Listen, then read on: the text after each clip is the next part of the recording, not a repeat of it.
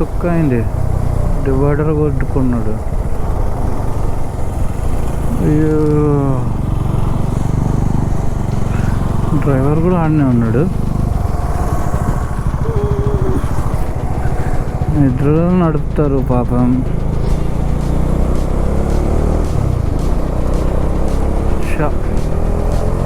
పాపం. ఇవాళ వెనస్డే, అందరికీ స్కూల్ ఉంది, ఆఫీసులు ఉన్నాయి, అందరూ పిల్లలు పోతున్నారు. ఒక పెద్ద టోల్ గేట్ అయితే వచ్చింది.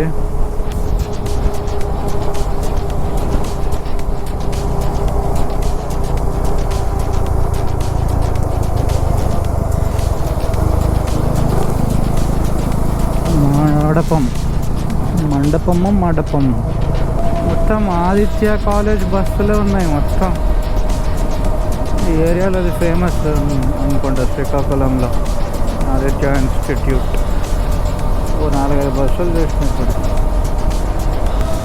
కేరళ బస్సులు ఇటు పోతున్నాయి. కేరళ బస్సులు కూడా ఎటో పోతున్నాయి. అబ్బా, ఇది కూడా దారుణంగా ఉంది గాయస్. ఏదో స్టార్టింగ్ వైజాగ్కి నడిపోయినంతసేపు ఎక్సైటింగ్ అనిపించింది. నాకు ఘోరంగా బోర్ కొడుతుంది. ఇది కూడా ఏం లేదు ఇంట్రెస్టింగ్, నార్మల్ ఉంది హైవే. బేసిక్గా అట్లా ఉంటుంది, కానీ కొంచెం అయినా ఇట్లా ఘాట్లో, చెరువులు ఇట్లాంటివి కనిపిస్తే ఏదో మజా వస్తుంది అనుకుంటా. కానీ ఇది కూడా ఒకటే సిమిలర్ ప్యాటర్న్. ఇంకా మన పూరికి 240 ఉంది. బరంపూర్ వస్తుంది, దాని తర్వాత ఇంకో ఒరిస్సాకి వచ్చేసినట్టే. నాకు తెలిసి ఇంకొక 50 కిలోమీటర్లు బార్డర్ వస్తుంది అనుకుంటా. ఇది లారీలో అన్ని పక్కనే కదా. జార్ఖండ్, వెస్ట్ బెంగాల్, ఛత్తీస్గఢ్, ఒరిస్సా, ఆంధ్రప్రదేశ్, ఇన్ని లారీలో. ట్రైన్ వస్తుంది, ట్రైన్.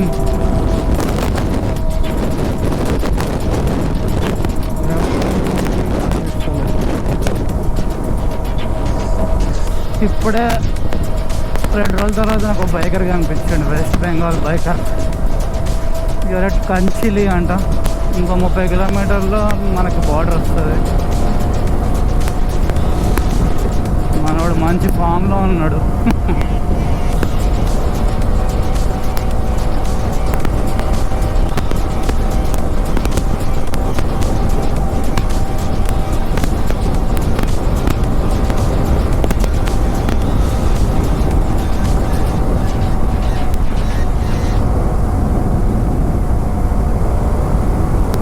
బరంపూర్ ఇంకా 45 కిలోమీటర్స్ ఉంది.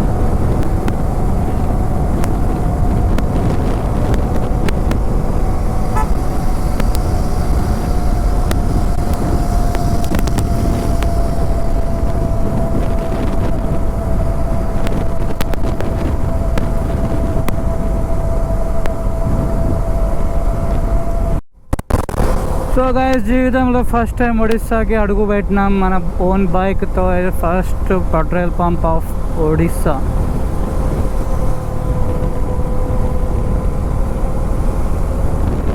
ఇక్కడ ఫ్యూయల్ ప్రైస్ ఎంత ఉందో మరి తక్కువ ఉంటుందని అనుకుంటున్నాం. ఆంధ్రప్రదేశ్ కంటే ఆబ్వియస్లీ తక్కువే ఉండాలి. ఇండియాలోనే హైయెస్ట్ అనుకుంటాం మన ఆంధ్రాలో. సో నాకు బరంపురం వస్తుంది.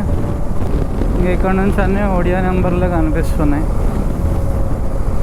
బరంపూర్ అనేది ఇక బార్డర్లో ఉంటుంది. మన తెలుగు కూడా ఉంటారు, ఒడియా కూడా ఉంటారు. భువనేశ్వర్ 190 ఉంది, పూరి కూడా 190 ఉంది. ఇక్కడ నుంచి సేమ్ ఉంది. ఇక్కడ నుంచి జై బోలో జగన్నాథ్ మహారాజ్ కి జై.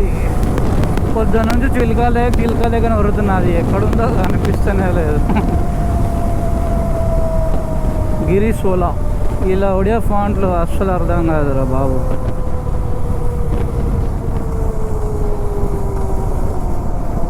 ఇక్కడ బోర్డు వచ్చింది, ఫోటో దిగుదాం.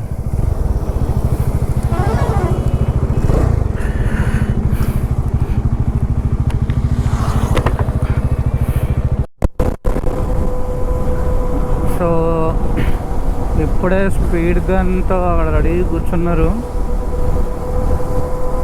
నాకు తెలుసు, నేను చూసినాను రీల్స్లో, మా ఫ్రెండ్స్ చెప్పారు ఈ స్టార్టింగ్లో చాలా మెల్లగా 80 లోపల పోమని. ఇక లక్కీగా 80 లోపలే పోయినా.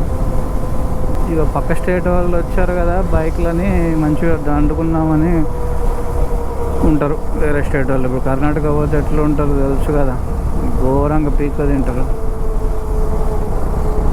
బెంగళూరు పోలీసులు ఎక్కడికి వెళ్ళినా. మరి ఒడిస్సా కూడా అలాంటిదా తెలియదు, మరి చూద్దాం. Let's experience it.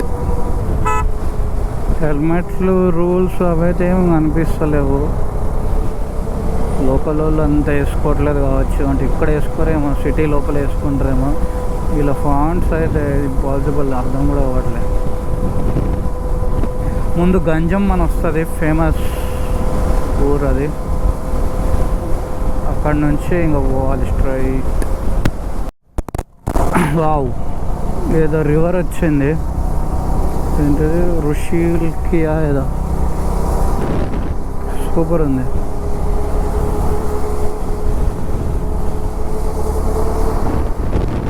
Right side సముద్రమే కనిపిస్తలేదు, కానీ అక్కడ దూరంలో కనిపిస్తుంది. గంజాం వచ్చింది, ఇదే గంజాం. ఆ లెఫ్ట్ పోతే ఊర్లోకి వెళ్తాం. గంజాం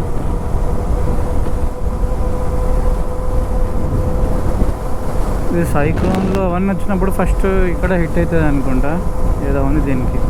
ఇవాళకి ఫస్ట్ టైం ఒక చిన్న ఘాట్ సెక్షన్ అయితే వచ్చింది. కొండలు ఇప్పుడు వచ్చినాయి, కొంచెం ఇంట్రెస్టింగ్గా ఇప్పుడు అనిపిస్తుంది. ఎలిఫెంట్ క్రాసింగ్ అంట. ఈ చిలికా లేక్ దగ్గరకు వస్తున్నప్పుడు ఇది చిన్న ఘాట్ సెక్షన్ అయితే వచ్చింది. ఫారెస్ట్ డివిజన్ బరంపూర్ అని ఉంది. వచ్చింది చిలికా లేక్ కనిపించిందిరా భయ్యా. సముద్రము లేకు రెండు ఒకే రకంగా కనిపిస్తున్నాయి నాకైతే. అటు మూలకి సముద్రము, ఈ మధ్యలో అంతా లేకు. భలే ఉందిగా. ఆ చెట్ల అటు వెనకాల మొత్తం అది సముద్రం, ఈ మధ్య గ్యాప్లో లేకు. దిగిపోయినాము. చిన్న సింపుల్ ఘాట్. ఫస్ట్ టైం ఒరిస్సాలో పెట్రోల్ కొట్టించుకుంటున్నా. రేట్ ఎంత తెలుసా? షాక్ అవుతారు. ఒరిస్సాలో తిరిగినంతసేపు మనకి మస్ట్ ఫాయిదానిగా.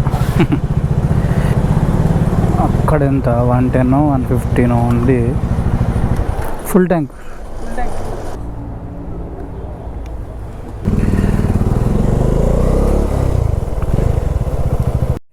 డైవర్షన్ అయితే వచ్చింది. యాక్చువల్లీ కొత్త రోడ్ అంట, స్ట్రైట్ వెళ్తే ఇప్పుడు వస్తుంది. ఇది రామేశ్వరం టు పూరి అని కొత్త హైవే వేశారు. సో మనకు కొంచెం టైం తగ్గింది, 50 కిలోమీటర్సే ఉంది. అరే అరే,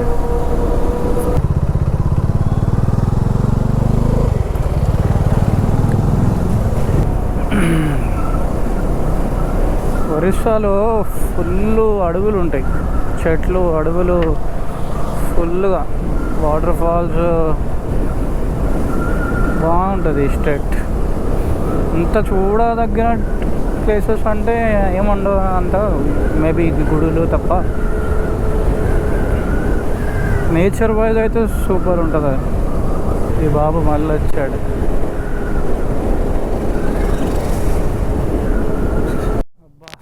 first railway crossing of the ride, and చాలా రైడ్స్లోనే అంతేలే, చాలా ఇన్ని రైడ్స్లో రైల్వే క్రాసింగ్లో ఆగడం అనేది చాలా తక్కువనే నాది.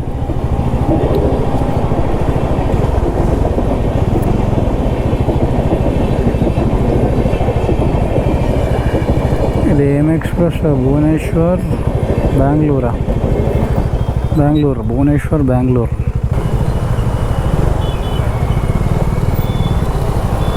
అబ్బా ఏం జుగాడరా. అది చూడండి, ఏదో లాక్ తయారు చేసాడు ప్లాస్టిక్ పైప్తో. అలాంటి ఐడియా మనకి రాదే.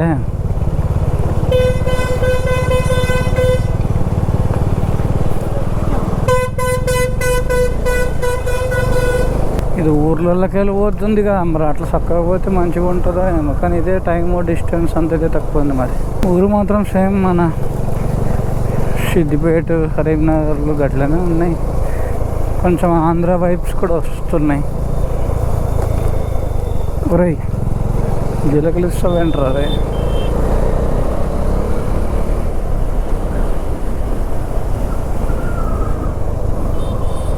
ఇక్కడ కూడా ఆవులు మస్తు వస్తున్నాయి రోడ్డు పైన. మధ్యప్రదేశ్ అంతా రావు కానీ మధ్యప్రదేశ్ ఇస్ ద వామ్మో కుప్పలు. ఫ్యామిలీ రోడ్ పైన ఉంటాయి. ఇక్కడ బార్ అండ్ రెస్టారెంట్ వెరైటీగా ఉంది, పెద్ద హోటల్ టైప్లో ఉంది. ఇక్కడ కూడా ఉన్నాయి ముంజకాయలు. పానీపూరి బండ్లు ఫుల్గా ఉన్నాయి, ఎక్కడ పడితే అక్కడ.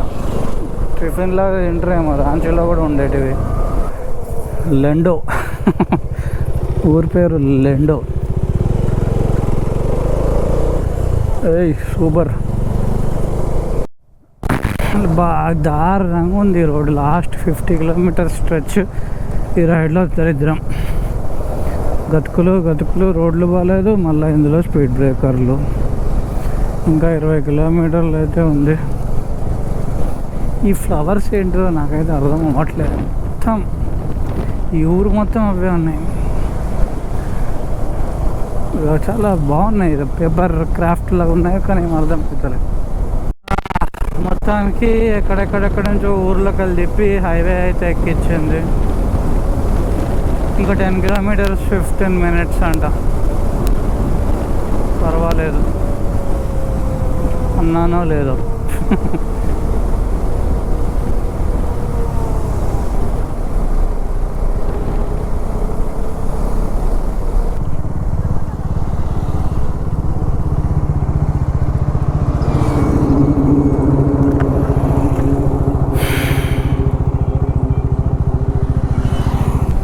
ఫోర్ 4.5 కిలోమీటర్స్ ఇక పూరి సిటీ లోపలికి అయితే ఎంటర్ అయినట్టున్నాం.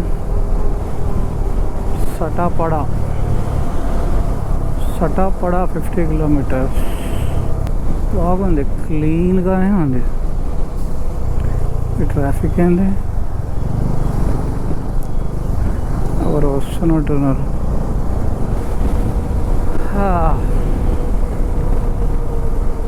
టైం 2 అవుతుంది గాయస్. 1062 కిలోమీటర్స్ నడిపాం మన ఇంటి నుంచి.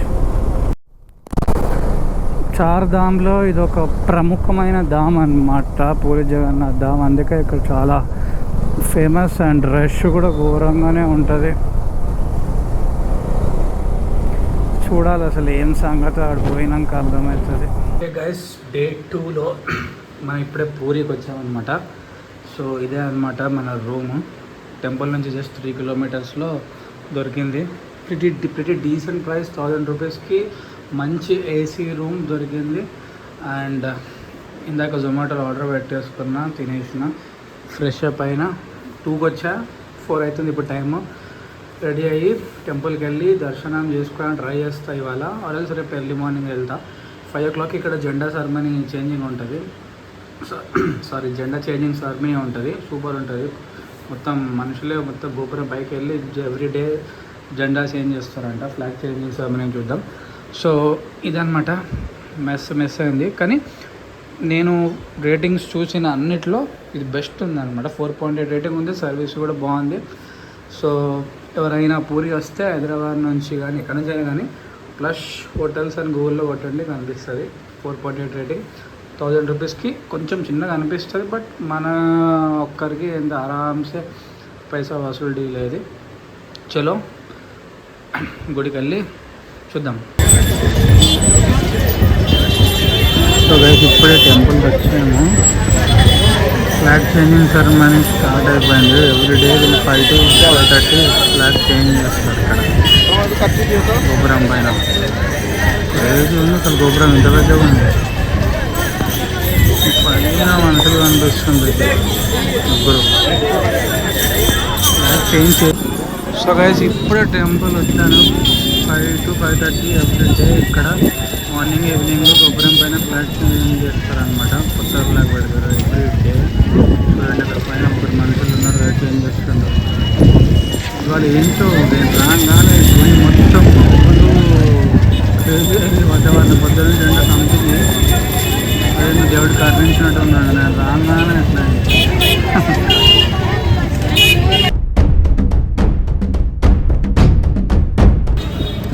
అవ్వండి. ఇప్పుడే కొత్త ఫ్లాగ్ సెటప్, కొత్త ఫ్లాగ్స్ పెడుతున్నారు అనమాట.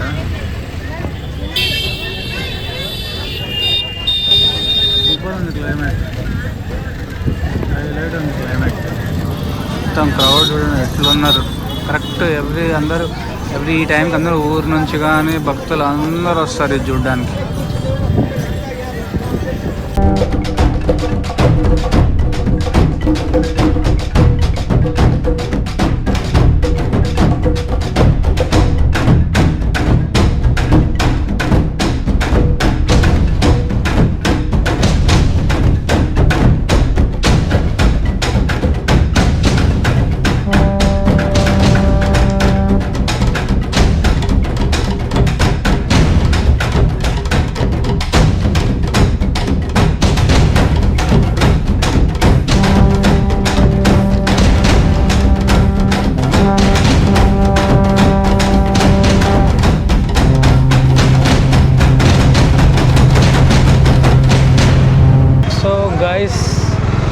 దర్శనం అయితే క్రేజీ అయింది, కానీ బాబా ఏం మంది అసలు.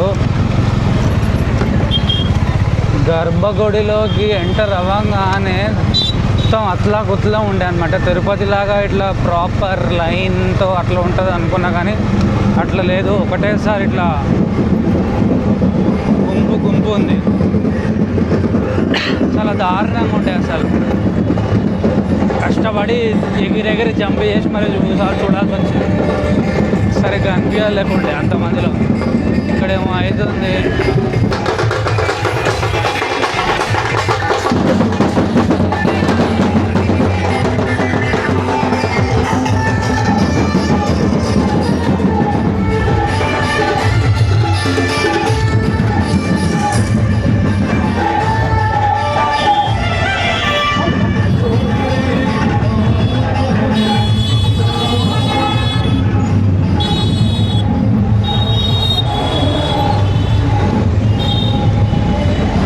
వెళ్ళాలంటే ఏందో మరి ఇది గల్లీలోకి వెళ్ళి తిప్పుతుంది.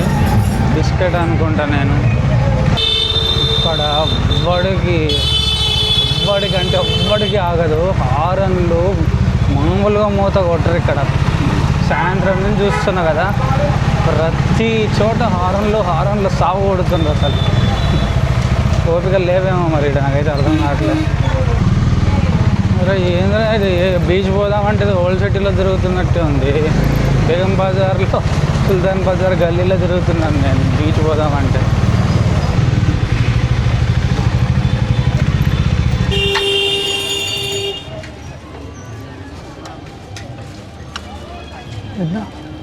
కిतना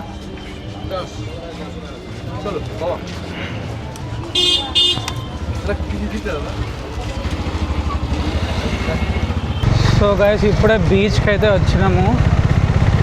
వస్తుంది ఇక్కడ ఇంత చల్ల గాలి. ఆర్కే బీచ్ టైప్లో ఉంది, కానీ ఇక్కడ ఫుడ్ అవుట్లెట్స్, హోటల్స్, ఇక గోవా వైబ్లో ఉంది. గోవా నేను పోలే, కానీ అలా అనిపిస్తుంది నాకు. దర్శనం అయితే చెప్పా కదా క్రేజీ అయింది. అలా స్ట్రైట్గా పోతున్నా, ఎటు పోతుందో తెలియట్లేదు. స్ట్రైట్గా పోతున్నా. ఇప్పుడు ఇక్కడ ప్రశాంతంగా ఉంటుందేమో అని చూస్తున్నా. ప్రశాంతంగా అయితే లేదు. రేపు పొద్దున్నే రావాలి మళ్ళా. బీచ్ ఉన్న ఏ స్టేట్ అయినా నాకు మస్తు ఇష్టం. నో పార్కింగ్ బోర్డులు ఏడ పడితే ఆడ. బండి ఎత్తుకోపోతే తలకాయ నొప్పి. కానీ మస్తు గాలి వస్తుంది. ఇక్కడ వస్తుండు.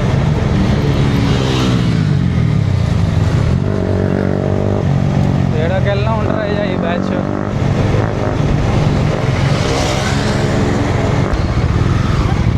వీళ్ళు కూడా నన్ను గ్యాంగ్లు వేసుకుంటారేమో పోలీసులు. నేను వెళ్ళగలుగుతాను.